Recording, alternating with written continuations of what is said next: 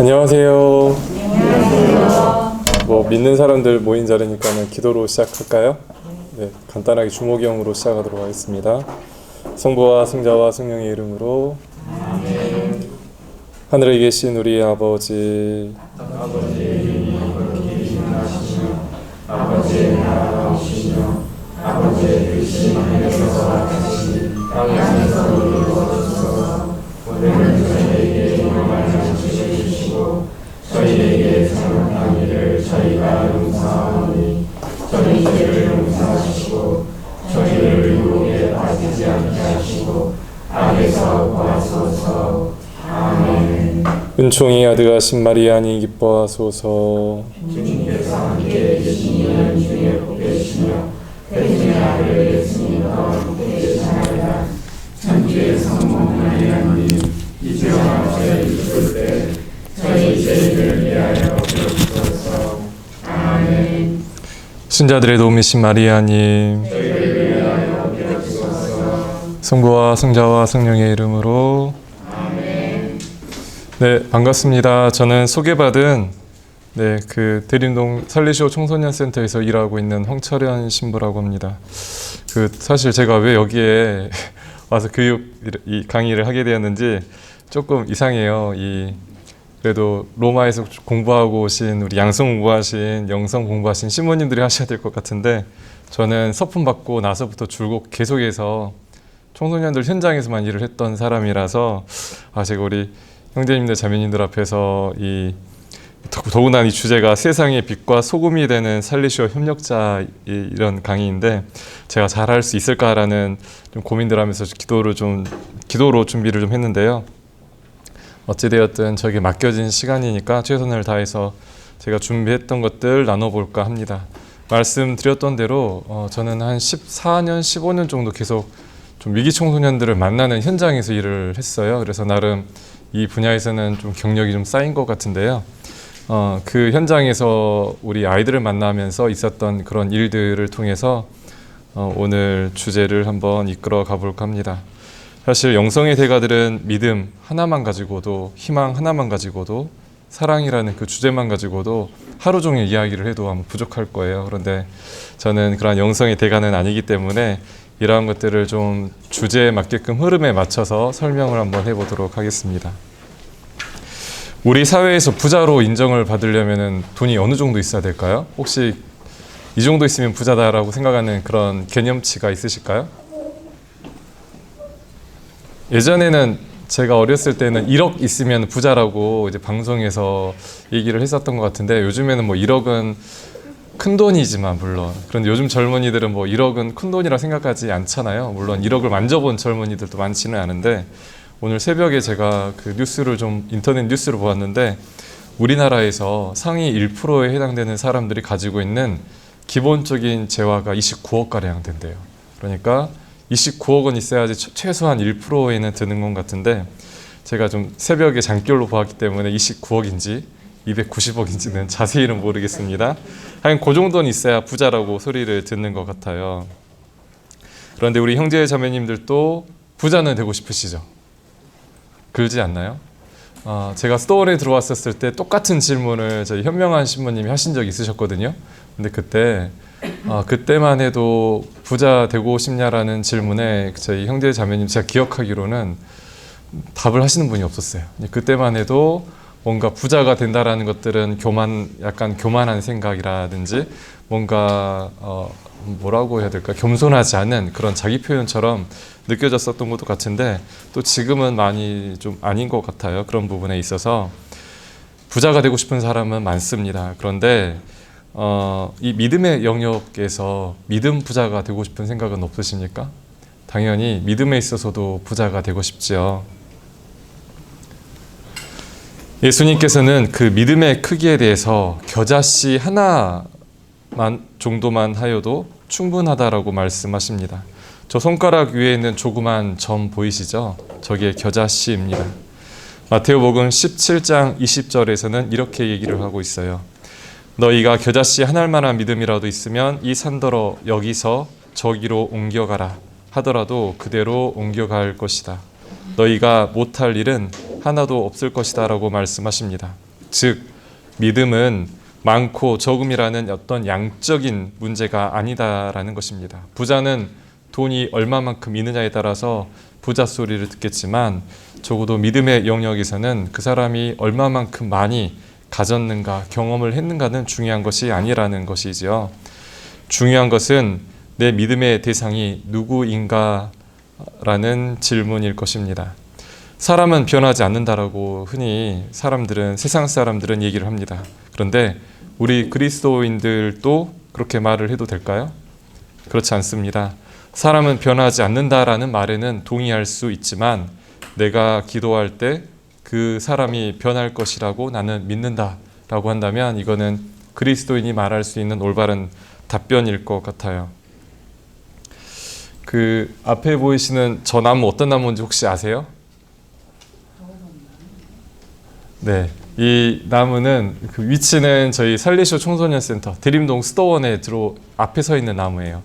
지금은 저희 청소년센터가 이제 신축을 해서 새 건물이 들어섰잖아요. 그런데 예전에는 저 느티나무가 그 스토원 들어오는 입구에 서 있는 나무였었는데 제가 96년에 스토원에 입회를 했거든요. 고등학교 졸업을 하고 바로. 근데 그때 저 나무를 처음 보았어요. 근데 얼마나 나무가 지금 보시는 것처럼 제가 어제 찍은 사진인데요. 지금 보아도 저렇게 아름답고 늠름하고 보기만 해도 마음이 정말 맑아진다라는 생각이 드는데 그때만 해도 그랬었거든요. 그런데 이 나무를 보고 있으면 저는 그런 생각을 해봅니다. 저 나무는 한결같이 제가 입회하기 전부터 입회했을 때만 해도 큰 나무였었으니까 수십 년 동안 저 자리에서 수많은 사람들이 스토온에 드나드는 모습을 지켜보았을 것이에요. 그 사람들 중에는 저희 살레시안들의 교육을 받고 떠난 청소년들도 있을 것이고 그 사람들 중에는 서원을 한 살레시오 회원들도 있을 것입니다. 그런데 시간이 벌써 25년이라는 시간이 제가 본 저 나무의 역사 안에서는 그 25년이라는 역사 안에서 서원은 했지만 떠난 사람들도 있어요. 그런데도 불구하고 사람은 자신의 믿음의 대상에 대해서 내가 추구하는 가치에 대해서 어느 순간 이것들을 내려놓고 떠날 수도 있지만 그런데 저 나무는 그런 것 없이 한결같이 그 긴 세월을 저 자리를 지키고 있다라는 것입니다. 하느님 나라는 그런 점에서 저 나무와 같다라고 저는 생각을 해요. 하느님 나라는 모든 이를 환영해 주는 곳입니다. 모든 이가 갈 수도 있죠. 하지만 모든 사람이 그냥 머물 수 있는 곳은 아닙니다. 하느님 나라에 머무르려고 하려면 믿음이 있어야 합니다.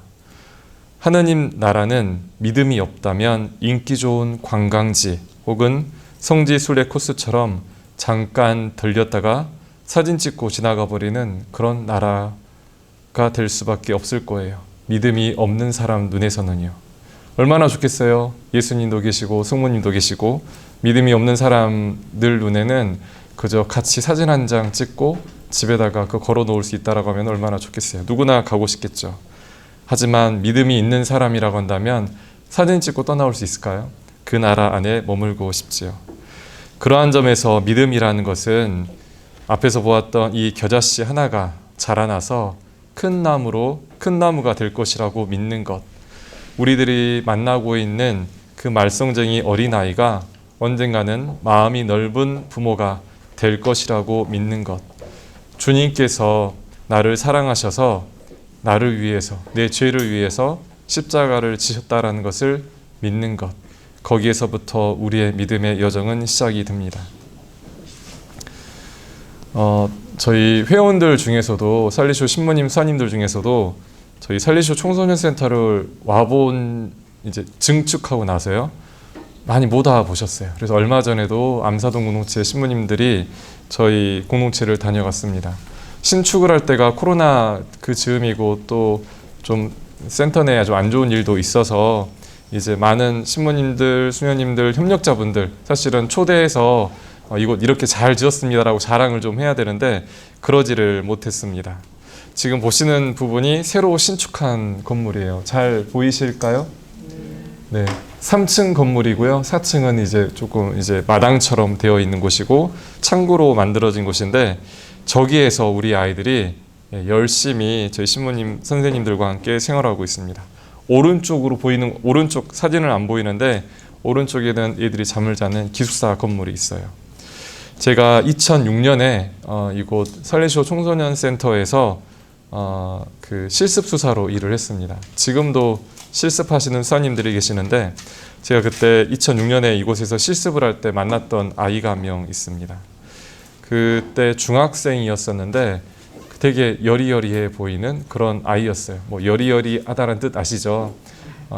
그렇기 때문에 뭔가 소년이라기보다는 이제 막 아동티가 조금 벗어난 그런 예쁘장한 아이였었는데 이 아이가 입소를 했는데요. 부르기만 해도 애가 화들짝 놀래고 선생님이나 친구들이 이렇게 딱 어깨를 툭툭 치거나 이렇게만 해도 비명을 지르는 거예요. 잠을 자다가도 악몽을 꾸었는지 소리를 지르면서 깨고, 그래서 같은 방 쓰고 있는 애들이 저 미친놈이라고, 이게 이런 표현 써도 되겠죠? 네. 아이가 조금 정신없는 친구인 것 같다고 방 바꿔달라고 막 이런 요청을 막 하는 거예요. 그리고 그때 그 당시에 그 아이는 뭐 중학생이니까 사실은 얀뇨증 아시죠? 네. 자다가 방에 이불에다 실내하는 거. 그 보통 중학교 그 유치원 끝날 때쯤이면 이런 것들이 개선이 되는데 이 아이는 그때까지만 해도 얀뇨증이 있는 아이였어요. 무슨 이유로 저 아이가 저런 트라우마가 있는지는 몰랐지만 어찌되었든 저희 신부님, 저 선생님들 열심히 그 아이를 지도하려고 노력을 했습니다. 입소한 지 한 달 내내 거의 한 달 넘게 아이가 이렇게 약간 공황 상태에서 센터에서 생활을 했었던 것 같아요. 그럼에도 신부님들, 선생님들과 함께 하면서 같이 신앙생활 해 나가면서 그 아이도 천주교 신자였었거든요. 네, 신앙생활 해 나가면서 그리고 좋은 교육 받으면서 아이가 조금씩 변해가는 게 눈에 보였습니다. 어느 순간부터는 이제 이름을 불러도 애가 놀라지 않고 눈맞춤도 되고 어느 시점이 되니까 이제 웃기도 하고 장난도 치고 운동장에서 공도 차는 거예요. 처음 그 아이를 봤었을 때는 이렇게 부르는 것도 힘들었는데 근데 어느 순간에 이 아이가 또래 아이들과 같은 그러한 모습들을 정상적인 모습을 보이는 거예요. 거의 이제 이 아이가 퇴소를 거의 한 2달쯤 앞둔 상황에서 이 아이의 부모님이 첫 면회를 왔어요. 그동안에는 면회를 오지 않았어요. 왜 이럴까? 이렇게 아픔이 많은 아이니까 분명히 부모님이 한번 오셨어도 진작 오셨어야 될 것 같은데 안 오셨거든요. 그 부모님은요. 그런데 제가 그때 실습수사였으니까 그때는 저희 실습수사가 한 일이 굉장히 많았어요. 빨래부터 아이들 상담, 저녁에 재우는 거 이런 걸 다 할 때였는데 부모님 면회가 와서 이제 그 부모님도 처음 만났죠. 그런데 그 부모님이 아주 열심한 천주교 신자분들이셨어요. 본당에서 어떤 이렇게 위치를 아버님, 형제님도 그렇고 어머님도 그렇고 본당에서 아주 중요한 직책을 맡고 계셨고 되게 존경받는 본당에서 성가정이었습니다. 그런데 사고가 생겨요. 저희 센터에 입소한 아이는 그때 중학생이었었고 이제 큰형은 서울 내신 나가는 그런 성소자였었는데 동생이 어느 날 우발적으로 사고로 형을 가위로 찌르게 됐어요. 그 사건으로 형이 이제 현장에서 죽게 되었고 우발적으로 벌어진 일이었죠. 당장 들으셨을 때 우리 형제님들 자매님들도 약간 소스라쳐지잖아요. 근데 그 경험을 한 그 아이는 어떻겠습니까? 그 아이는 기껏 해봐야 그때 중학생밖에 되지 않는 아이였었고 형과의 관계가 그렇게 나쁜 상황도 아니었어요. 부모님들도 신앙생활을 열심히 하시는 분들이었기 때문에 가족관계도 나쁘지 않았었습니다. 아이도 자신이 한 행동을 이해할 수 없고 그리고 받아들일 수도 없고 또 자신이 벌인 일이 너무나도 끔찍한 일이었기 때문에 용서를 감히 청할 수도 없었고 잘못했습니다라는 말을 하기도 어려웠었어요. 그 아이는요. 그러다 보니까 다른 사람이 자신의 이름을 부르는 것만으로도 무섭고 두렵고 잠자는 게 무서워서 이렇게 이불에다가 실내를 하곤 했었던 것입니다. 그런데 그 아이가 조금씩 변하고 있다는 얘기를 저희 상담 선생님께 들은 거예요. 그래서 부모님이 아이를 면회를 왔죠. 면회하기 전에 저를 만났어요. 그리고 그 부모님이 이제 이 사건의 얘기를 하니까 저는 그때서야 이제 이 친구가 그런 일이 있었었구나 라는 걸 알게 되었어요. 이 부모님이, 특별히 그 어머님이 이런 말씀을 하셨는데, 판사님께 편지를 수도 없이 썼대요. 매일같이 반성문을 쓰듯이. 그냥 편지가 아니라 부모님이 반성문을 쓰듯이 판사님께 계속해서 편지를 썼다고 합니다. 본당 신부님, 수녀님, 주변에 있는 교우분들, 학교 선생님들, 상담사분들 다 찾아가서 탄원서 써달라고 부탁을 하고, 그 탄원서들을 매일같이 들고 법원에 제출을 하면서 그렇게 이제 재판을 준비하셨는데, 이 어머니가 판사님께 이런 말씀을 올렸대요. 나에게는 건강한 아들이 둘이나 있었는데 그중 첫째 아들을 잃어버렸다. 그런데 둘째 아들마저 소년원에 가게 되면 나는 둘째 아들도 잃어버릴 것 같다.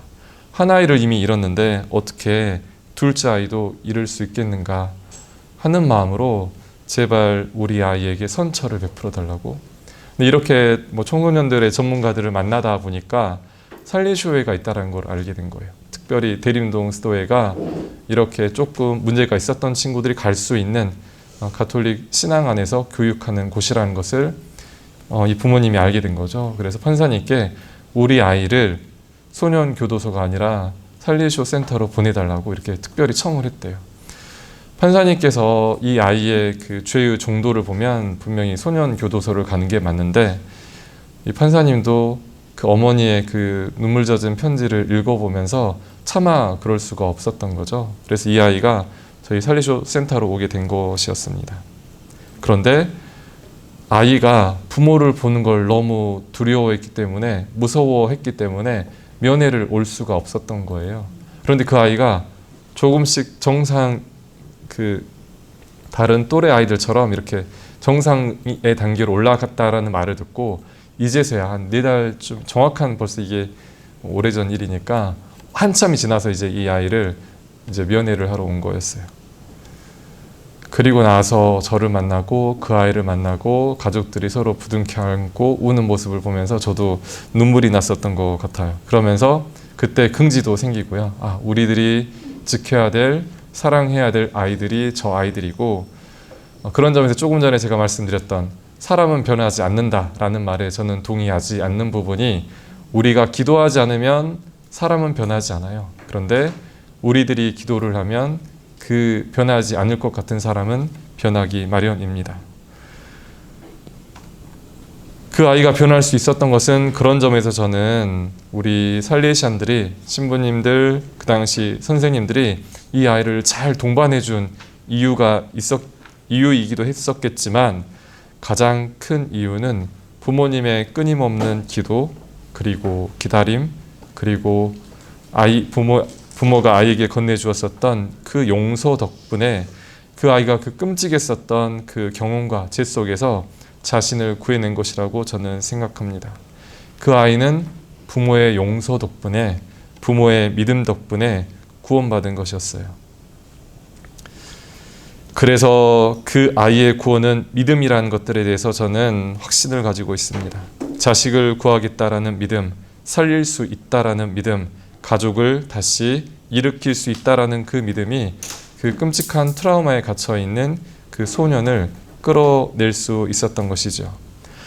마테오복음 9장 22절에 이 첫 번째 그림이, 여러분들 보시는 첫 번째 그림이 그 장면을 두고 있습니다. 12년 동안 혈루증을 앓고 있었던 여인이 예수님을 보았어요. 그리고 속으로 생각을 했죠. 내가 예수님의 옷자락만 만져도 나는 구원받을 것이다. 그리고 어떻게 하죠? 그 여인이 실제로 예수님의 옷깃을 잡죠. 그랬더니 예수님께서 하시는 말씀이 이러셨습니다. 딸아, 용기를 내어라. 내 믿음이 너를 구원하였다. 그 어떠한 용한 의사도, 그 어떠한 뛰어난 무당도 하지 못했던 일을 예수님이 하신 거예요. 그런데 정말 예수님이 하신 걸까요? 예수님이 하셨죠. 그런데 예수님이 말씀하셨던 그 말씀, 그 워딩을 그대로 따라가면 내 믿음이 너를 구원하였다입니다. 내가 너를 구원한 게 아니라 내 믿음이 너를 구원하였다. 그래서 제가 좋아하는 성경 구절이기도 하는데요. 그 어머니의, 그 아버지의 그 믿음이 그 아이를 구원한 것입니다. 사람에게는 할 수 있는 일이 있고 사람이 할 수 없는 일들이 있습니다. 믿음은 내가 할 수 없는 일을 주님께서는 하실 수 있다라고 믿는 것입니다. 주님께서 하시는 일에 그러한 점에서 신자인 우리들이 감나라 배나라 하는 것은 그거는 아니겠죠. 그거는 기도하는 사람의 자세는 아닐 것입니다.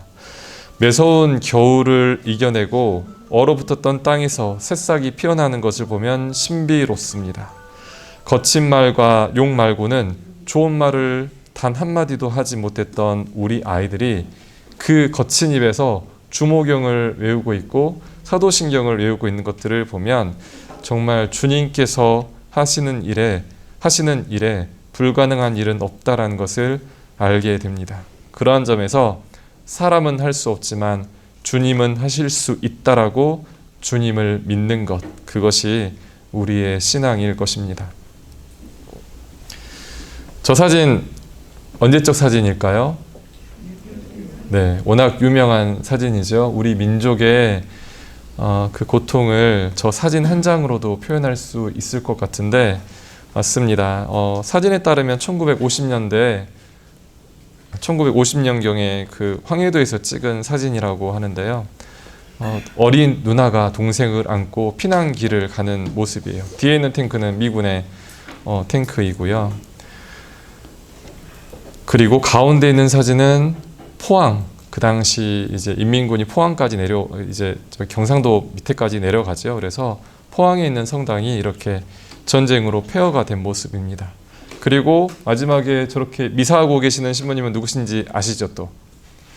네, 저 신부님은 에밀 조셉 카폰 신부님이라고 하세요. 미국 신부님이십니다. 한국전쟁에 이제 참전하신 분이시고요. 이분은 2차 세계대전이 끝나갈 무렵에 버마에서 이렇게 군종으로 먼저 사역을 근무를 하셨었고, 그리고 나서 2차 세계대전이 끝난 다음에는 일본에서 복무를 하시다가 한국 전쟁이 발발하니까 이제 미군 부대 소속으로 우리나라 땅에 들어오신 분이셨어요. 1950년에 한국에 들어오셨을 때 나이가 34살이었습니다. 이 신부님 굉장히 열심한 분이셨어요. 굉장히 열심하셔서 매일같이 신자들 만나고 미사를 봉헌하고 그리고 성사를 주었었는데, 지금 보시는 저 사진은 전쟁의 한복판에서 미군 병사에게 미사를 집전하는 모습입니다. 바티칸 공의회 전이니까 이렇게 미사를 드리는 거죠. 뒤에 있는 차가 군용 찝차예요. 거기에다가 그 자동차 트렁크에다가 제대를 만들어서 미사를 봉헌하고 계신 겁니다. 1951년에 이 신부님이 이제 이렇게 그 신의주까지 원주까지 올라갔다가 그때 이제 중공군이 내려오니까 이제 피신하게 돼요. 모든 미군들, 유엔군들이 다 후퇴를 하기 시작합니다. 그런데 한 병사가 이제 부상을 입어서 이제 내려가지를 못하는 거예요. 그럼 이 신부님이 남으셔서 그 장병을 구출하기도 하셨었고, 또 피해를 받고 있는 장병들, 부상을 입어서 후퇴하지 못하는 병사들을 위해서 스스로 남는 것을 스스로 남기로 결정하세요. 그리고 포로가 되셨죠.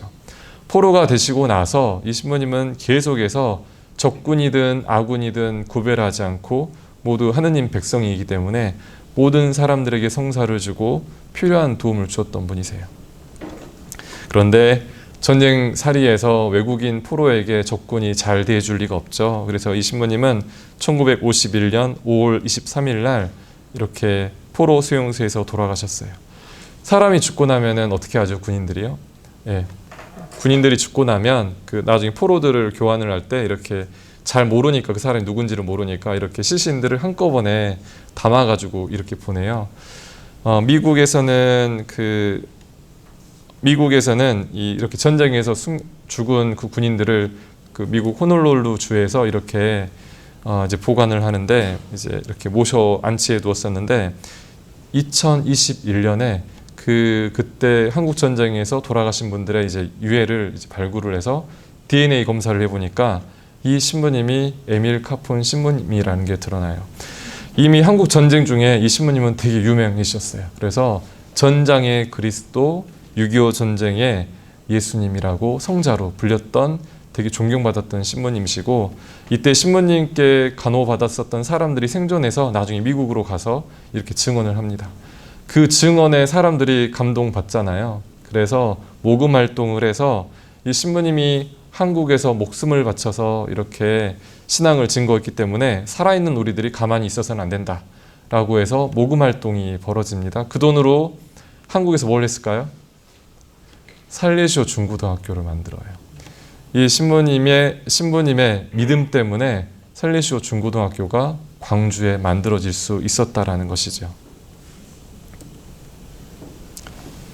저기 왼쪽에 계신 분은 혹시 아시는 분 계실까요? 네, 그 유명한 원주교구의 지학순 주교님이십니다. 네, 1985년도에 이제 김일성 주석이랑 우리나라랑 이렇게 합의를 해서 이산가족을 서로 만날 수 있게 하는 아마 이벤트가 열렸어요. 이때 한국 대표로 다른 뭐 목사님들, 수녀님들, 다른 가족들을 대표로 해서 북한을 방문했습니다. 거기에서 37년 만에 여동생을 만나요. 지금 울고 있는 저분이 여동생입니다. 지학순 주교님 당연히 그 신앙이 깊으신 집안에서 자랐기 때문에 나중에 가톨릭 교회 고위 성직자까지 되셨죠. 그런데 지학순 주교님이 이제 1985년도에 이제 북한에 방문하셔서 그때는 이미 모든 성당들이 다 파괴됐어요. 공산주의 정권 하에서 가톨릭 교회는 눈에 가시죠. 그래서 여러분들 아시는 것처럼 모든 성당들, 스토원들 다 폭파시켜버리고 흔적도 남지 않게끔, 그리고 신자들 잡아다가, 신부님들 잡아다가 배교하게끔 해서 그때 150분 정도의 성직자분들, 외국인, 한국인 성직자, 수녀님들 돌아가신 걸로 알고 있습니다. 그래서 이 신부님이 이제 성당이 없으니까 고려호텔 3층에서 이렇게 새벽에 미사를 봉헌하는데 막 눈물이 막 쏟아지는 거예요. 이 전쟁으로 수많은 그 신앙인들이 죽었다라는 것에 대해서, 이 민족이 이렇게 분단이 된 것에 대해서 눈물을 흘리십니다. 나중에 여동생이랑 이렇게 얘기를 하다가, 여동생도 이제 신앙의 가족이었으니까 이제 여동생 얘기를 하다가 여동생이 자기 오빠의 얘기를 듣고 이렇게 얘기를 해요. 오라버니, 이게 신문에 나와 있는 그 멘트 그대로 읽어볼게요. 감정은 실을 수는 없고, 오라버니, 우리 공화국이 바로 천당인데 또 어디에서 천당을 찾겠다는 거야요? 라고 얘기를 했다라는 거예요. 함께 같은 믿음 안에서 자랐는데 나라가 갈라지고 또 사상이 다르다 보니까 같은 믿음을 가졌다 할지라도 천국은 거기에 있지 않고 이 땅에 있다라고 그 사람들은 믿고 있는 것이죠. 물론 제가 이 여동생분을 비난하려고 얘기를 하는 게 아닙니다. 그냥 이렇게 표현을 하셨다라는 것이죠. 그냥 우리 민족의 그 끔찍했었던 그 상황을 그냥 대표하는 일화들 중에 하나일 것 같아요. 그런 점에서 북한에는 신앙이 다 사라진 것이죠. 그런데 두 번째 가운데 있는 사진은 알아보시겠습니까? 저 흰색 옷 입으신 분 여러분들 사랑하시는 요한 바오로 2세 교황님이세요. 1988년에 우리나라에 올림픽이 열렸을 때 1988년도에 저 우리 교황님께 축복받는 두 사람은, 부부는요, 북한 천주 교인입니다. 요한 바오로 2세께서는 한국 교회를 너무나 사랑하셨어요. 그래서 끊임없이 발표하시는 그러한 저서들 안에서 북녘 땅에서 믿음을 가지고 있는 신자들에게 이런 표현도 쓰시고, 수많은 아시아 지역의 정치가들을 만날 때마다 북한에 있는 신앙인들을 위해서 이렇게 당부 말씀을 올리셨거든요.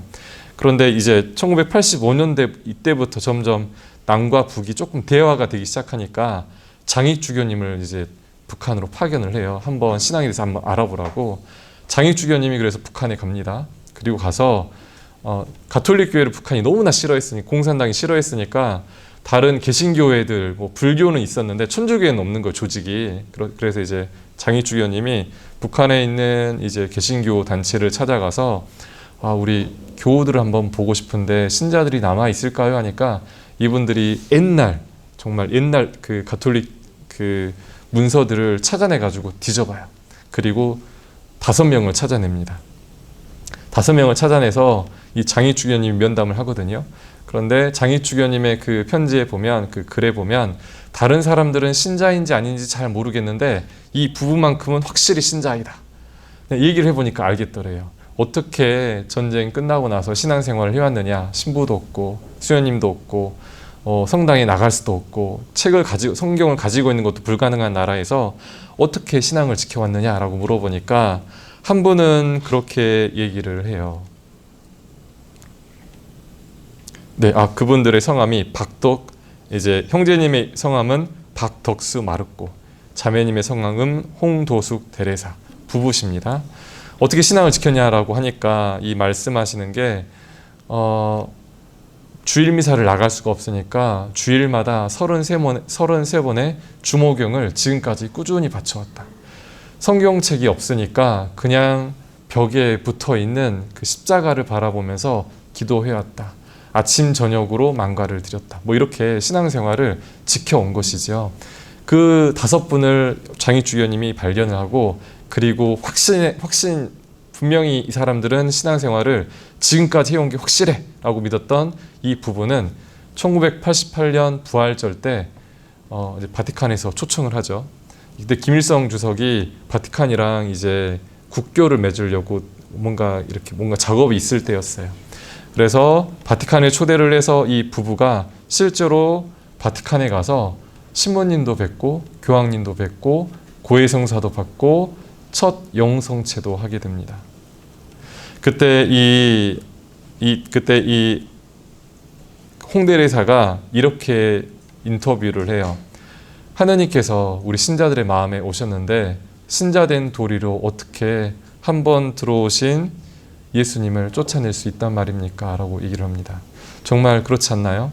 예수님께서 우리 마음에 오셨는데 우리가 무슨 자격으로, 무슨 권리로 내 마음 안에 들어오신 예수님을 쫓아낼 수 있겠습니까? 이 두 부부의 그러한 믿음의 덕분으로 1988년 이후에 보시는 성당이 장춘 성당이에요. 그 다음에 이제 이 성당까지 만들어지게 됩니다. 물론 지금 신앙의 자유가 있다라고 말씀드리지는 못하겠지만 어찌되었든 북한에 주재하고 있는 외국인들을 위해서 이 미사가 매주 봉헌되고 있는 것이 장춘 성당이에요. 이 성당이 만들어지게 된 이유는 뭐라고요? 전쟁이 끝나고 무려 37년 동안 신앙을 포기하지 않고 지켰었던 이 부부의 믿음 덕분에 북한의 성당이 만들어진 거라는 것이죠. 그런 것을 보면 믿음이 정말 많은 것들을 할 수 있습니다. 겨자씨 하나만한 크기의 믿음만 있어도 하느님께서는 저희 사람들을 통해서 큰 일을 하시는 거예요. 그런 점에서 이 앞에 있는 사자성어가요. 사자성어를 한번 보면 아시겠지만 동탁줄시라는 그 사자성어입니다. 병아리가 세상으로 나오기 위해서 이렇게 안에서 이렇게 계란 껍질을 쪼아요. 그런데 계란 껍질이 단단해서 연한 부리를 가지고 있는 이 병아리가 세상 밖으로 나오지를 못합니다. 이때 어미닭이 밖에서 이 안에서 이렇게 고생하고 있는 자녀 닭에게 이쪽으로 나와 하고 이렇게 똑같이 부리로 쪼아줘요. 이렇게 쪼아주면은 이제 어미가 밖에서 쪼우고 새끼가 안에서 쪼우면 그 지점이 맞게 되면은 이 껍질이 깨집니다. 그리고 나서 그 생명이 세상에 나온다라는 것이죠. 껍질 속 병아리는 밖으로 나오려고 발버둥을 치고 껍질을 쪼아대는 이 줄의 행위를 하는 것이고, 동시에 밖에서 어미닭은 껍질을 강하게 쪼아대면서 탁의 행위를 해야지만이 비로소 두꺼운 껍질이 깨지면서 생명이 세상으로 나옵니다. 35년 동안 신앙을 표현하지도 발설하지도 못했던 부부가 주일 미사를 참례하지 못해서 주모경을 33번을 대송하며 지냈었고, 전례표가 없어서 이쯤에는 부활절이겠지, 이쯤에는 성탄절이겠지, 이쯤에는 뭐겠지라고 이렇게 추측을 삼아서 그때가 되면은 이 부부들은 금식제를 지켜가면서 이렇게 신앙을 지켰다라고 해요. 그러한 신앙이 있었기 때문에 1988년도에 신앙의 자유가 없었던 북한에 성당이 만들어진 것이죠. 이 부부의 이 끊임없는 이 계란 껍질을 깨고 나오려고 하는 그런 노력도 있었지만 우리 요한 바오로 2세 교황님처럼 그리고 장익 주교님처럼 북한의 신앙을 다시 일으켜 세우기 위한 밖에서 쪼아대는 그런 노력이 있었기 때문에 북한의 교회가 성당이 다시 일어설 수 있었던 것입니다. 조금 전에 말씀드렸었던 홍 대리사님이 하셨던 말씀, 하느님께서 한 번 마음에 들어오셨는데 어떻게 신자된 도리로 하느님을 쫓아낼 수 있단 말입니까? 윤 모이세 씨는 성경책도 기도서도 아무것도 없어서 그냥 벽에 걸린 십자가만 바라보면서 신앙생활을 했다라고 합니다. 그렇다고 한다면 우리 살레시안들에게 있어서 살레시오 협력자로서 살아가시는 우리 형제님들, 자매님들에게 신앙은, 믿음은 어떻게 구현이 되어야 할까요? 돈보스코 역시 한번 우리 마음에 들어오셨습니다. 우리 마음에 들어온 돈보스코를 하느님의 뜻을 구현했었던 이 사제를 우리들은 우리 마음에서 떼어놓을 수 있겠습니까? 그렇지 못하지요. 돈보스코의 젊은이들에 대한 사랑, 돈보스코의 믿음은 사목적 사랑이라고 우리가 얘기할 수 있겠죠. 가난하고 도움이 필요한 청소년들을 우선적으로 사랑하셨던 돈보스코의 그 사랑, 그 믿음을 우리들은 우리들의 삶의 자리에서 실천할 수 있어야 합니다. 돈보스코는 젊은이들, 특별히 가난하고 도움이 필요한 위험 중에 있는 청소년들을 특별히 사랑하셨습니다. 그들을 위해서 그들이 있는 곳에 항상 머무르셨어요. 다른 스토의 창립자들, 교구의 수많은 성인 성녀들의 삶의 그 믿음들을 보면 어떤 특별한 곳에서 자신을 유폐를 시키고 사막으로 가시거나 산으로 올라가시거나 사람들을 아예 만나지 않으시거나 아니면 성당을 떠나지 않으면서 고해성사, 고해시를 지키면서 그분들의 믿음을 증거를 하셨는데 돈보스코는 어떠셨습니까? 아이들이 있는 현장으로, 거리로, 감옥으로, 일터로 가셨어요. 그러한 점에서 돈보스코에게 있어서 돈보스코의 제대는 에밀 카폰 신부님의 제대가 군용 찝차의 트렁크가 에밀 카폰 신부님의 제대가 되었던 것처럼 돈보스코에게 있어서 돈보스코의 제대는 아이들이 있는 그 현장이 돈보스코의 제대가 된 것이지요. 그러한 것들을 보면 협력자로 살아가시는 우리 형제님들, 자매님들에게 있어서 우리들이 예수님을 만나고 우리의 믿음과 신앙을 증거해야 될 곳은 그러한 성당과 교리실과 고해실은 바로 우리 아이들이 있는 그 세상 한복판일 것입니다. 그런데 그 세상에서 우리의 신앙을 지켜나간다라는 것은 굉장히 힘들고 어렵지요. 첫 번째 사진에 나오시는 교황님은 요한 23세 교황님이세요. 23세 교황님께서 이런 말씀을 하셨습니다. 교회의 창문을 열어서 세상의 신선한 공기를 교회 안으로 들입시다라고 하셨어요. 요한 23세 교황님이 교황에 선출되셨을 때 나이가 70이 넘으셨거든요. 그러니까는 지금의 그 우리 70이 되신 우리 형제 자매님들을 생각하시면 안 되고 이때 70년 전에 그 70살이신 우리 부모님들을 생각을 해보세요. 그때는 굉장히 나이가 많으셨고 건강도 지금 같지가 않잖아요. 지금은 70이면 한참 팔팔할 나이죠. 그렇죠. 근데 그때는 그러지 않았었나 봐요. 그래서 다른 우리 교회 수많은 고위 성직자들이 저 늙은이가 저 나이에 저기 올라갔으면 가만히 있을 것이지 또 뭘 한다고 뭐 공의 소집한다고 반대가 굉장히 심했던 거예요. 그런데 요한 23세 교황님께서 그 늙으신 체구에 이렇게 몸이 약간 체격이 좋으시거든요. 약간 뚱뚱하세요. 근데 이 교황님이 이렇게 몸을 딱 일으키시고 집무실을 추기경들 사이에 이렇게 총총총총 걸어가셔서 창문을 탁 여십니다. 창문을 여니까 갑자기 시원한 바람이 집무실로 싹 쏟아져 들어오는 거예요. 근데 모든 추기경들이 와, 이 시원한 바람이 들어와서 이때 이 말씀하세요. 우리 교회에 필요한 것이 이 신선한 바람처럼 성령일 것입니다. 교황님은 신선한 공기가 교회에 필요하다고 하셨어요. 그리고 그게 성령이시라는 거죠. 이 교황님이 그렇게 제2차 바티칸 공의회를 열 수 있는 기틀을 마련하셨습니다.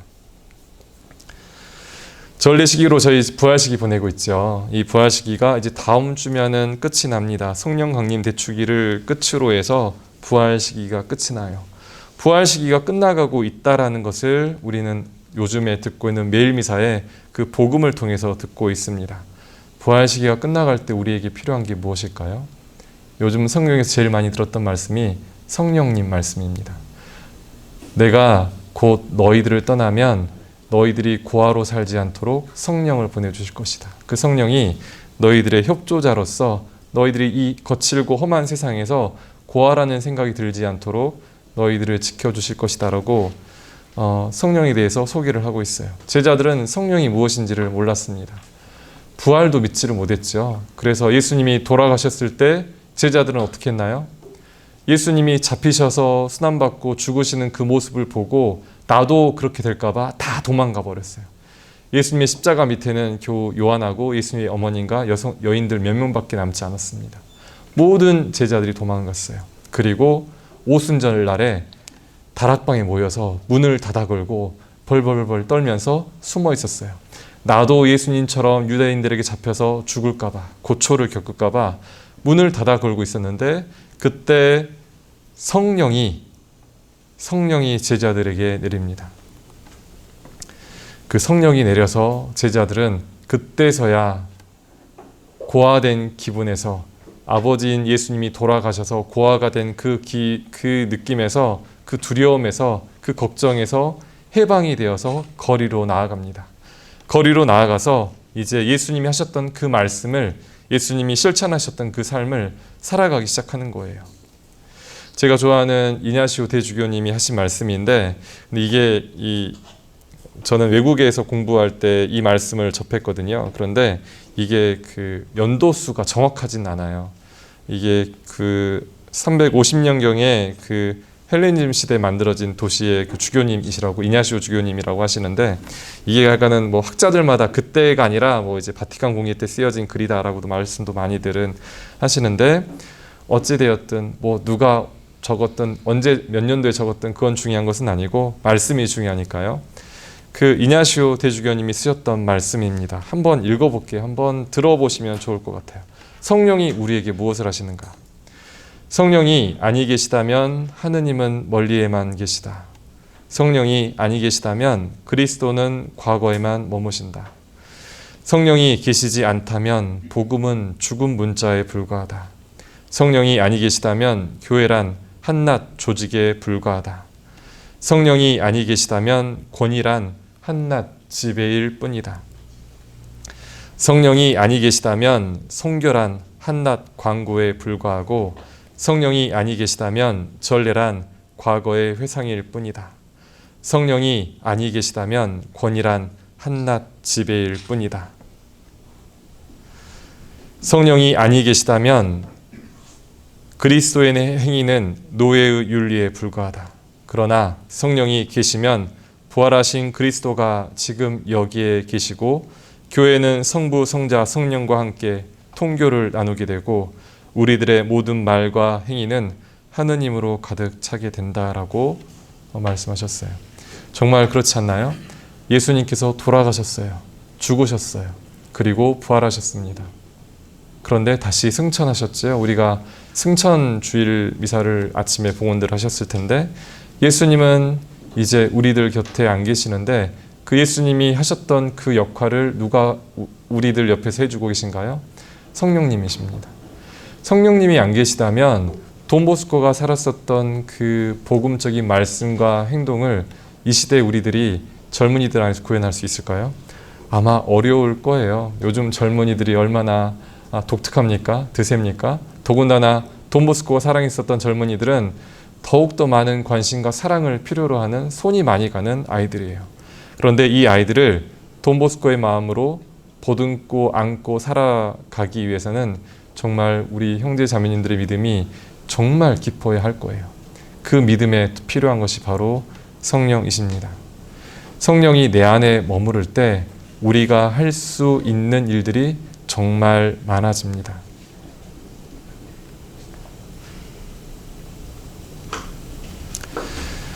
그러한 점에서 우리 형제 자매님들에게 있어서 믿음과 신앙과 그 사랑이라는 그 주제로 부탁을 받았을 때 제가 마지막으로 제가 경험했었던 일들 그리고 저에게 좋은 기억으로 남았었던 그러한 사건들을 통해서 마지막으로 드리고 싶었던 말씀이 바로 이냐시오 주교님의 이 성령과 관련된 말씀이었었고 이 성령을 우리 형제 자매님들의 그 삶의 자리에서 매일같이 만나시고 그 성령이 내 안에서 행동하실 수 있도록, 사역하실 수 있도록 애쓰신다면 분명 우리 형제님들, 자매님들의 삶이 믿음과 신앙과 사랑으로 가득 찬 삶이 될 것이라고 믿습니다. 우리들은 늘 부족하죠. 우리들이 아무리 애쓰고 노력을 한다 해도 세상의 기대치에 응답하기는 아마 어려울 것입니다. 그렇기 때문에 우리들에게 있어서 믿음이 필요한 것이고, 우리들의 그 부족한 믿음을 주님께서, 성령님께서 채워주실 수 있도록, 또 나와 함께 같은 길을 걷고 있는 우리 협력자들이 채워주실 수 있도록 기도하고 청하는 자세가 필요할 것 같습니다. 네, 이상으로 이번 강의 마치도록 하겠습니다. 감사합니다.